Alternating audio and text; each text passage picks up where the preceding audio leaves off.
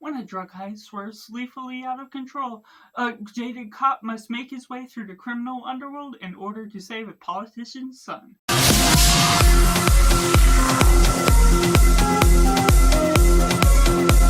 Hello and welcome, Cinema, where we focus on the film. I'm Josh, this is Simply Cinema, and let me know down in the comments below what you thought of Havoc. Was it good, was it bad, or somewhere right in the middle, or if you're waiting for this review to decide if you're going to see it or not. Taking it right into a positive, this is a Netflix review that really does have the action. Gareth Evans is a great director that has done a couple great films before, such as Raid 1 and 2. I actually haven't seen any of his films, including those that I mentioned, but the high reputation give me a lot of excitement for what I was getting out of it, and the action does deliver. It is bloody, so it's rated R and mature for the worthwhile sense that you should be getting, that some other films that sort of avoid the R rating or misuse the R ratings don't always deliver on the bloody mayhem that could be delivering, that this film does justice for. It's about police, it's about dirty cops, it's about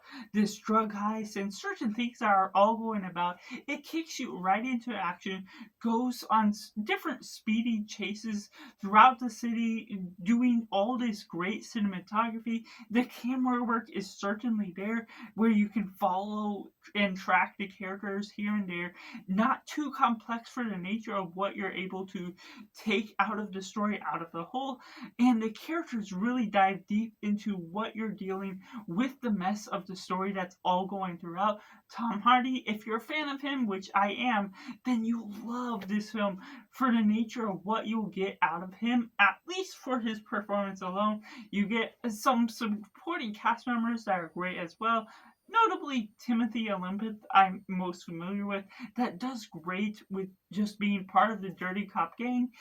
And there's just parts of the criminal underworld that you get to explore. It feels surreal in the nature that's diving into things, and the action, what you're tracking with car chases, with these bloody gunfights. The blood isn't always super realistic, but that's not fully what you expect out of the nature of what it looks like, how it pulls off the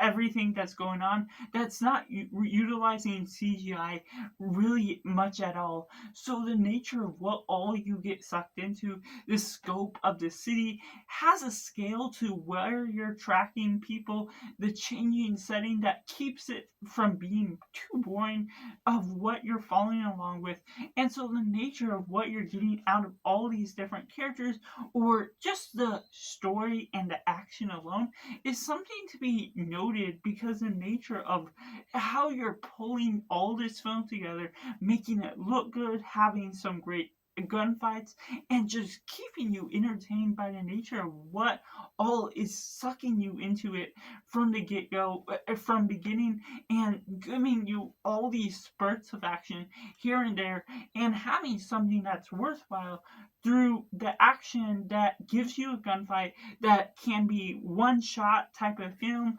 where it doesn't necessarily stop on certain moments until a certain point of the fight where it needs to change direction, change a setting or a character that's introducing new things. But that's something that still is satisfying to the nature of having those spurts of one shots, or just in general having the action that's deserving, and of course keeping it bloody in the effect where it's spurting everywhere in a ridiculous way, but that can be some of the fun that you can get out of it. Which takes me into the mix elements too. There's a lot of people that have been calling this generic, and I sort of see what is all going on with that. There's points where you're getting all these characters, these things, and they're checking a lot of boxes that, even though there's a lot of energy surrounding different areas that I love,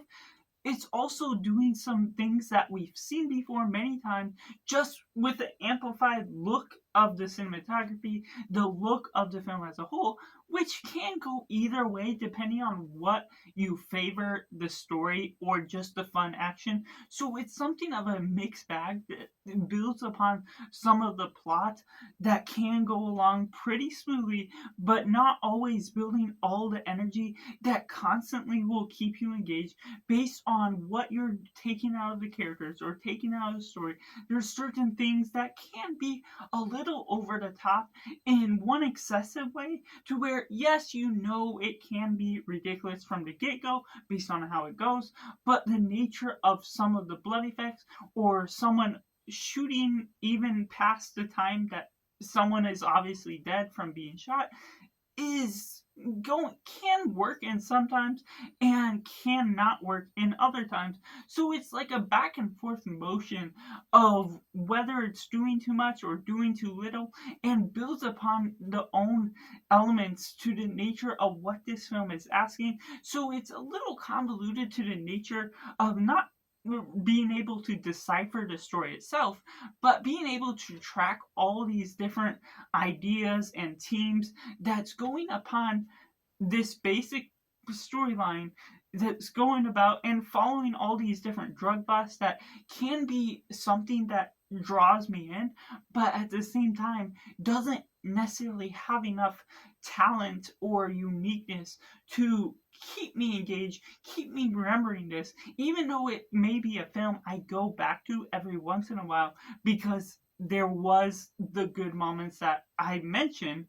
It just doesn't always have the flair that'll make me remember this constantly now that I've already seen it, now that I'll look back at my 2025 list every once in a while and say, hey, that may be one I want to put on for a good bit of bloody action that does deliver, but at the same time, those that aren't into the ridiculous, over the top action, something that's too bloody or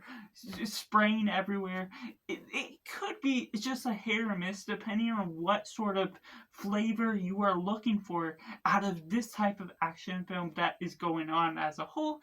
And maybe needs to be said, if you're not necessarily a big Tom Hardy fan, then Tom Hardy is a big part of the focus, and you're getting all these other teams following along with him, both the cop, the dirty cop, the different drug crimes based on the criminals. And so how that balances in throughout can be a little complicated to some nature, where it's not necessarily confusing or convoluted, but the nature of it feels like it's trying to be a little bit too much while also still balancing the basic check boxes that needs to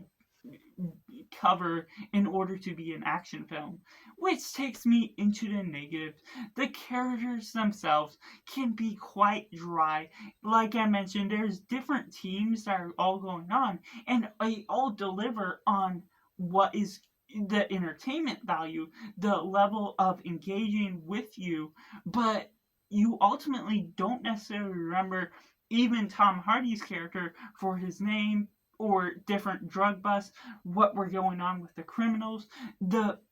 ambience to the generic action does service to what you're getting out of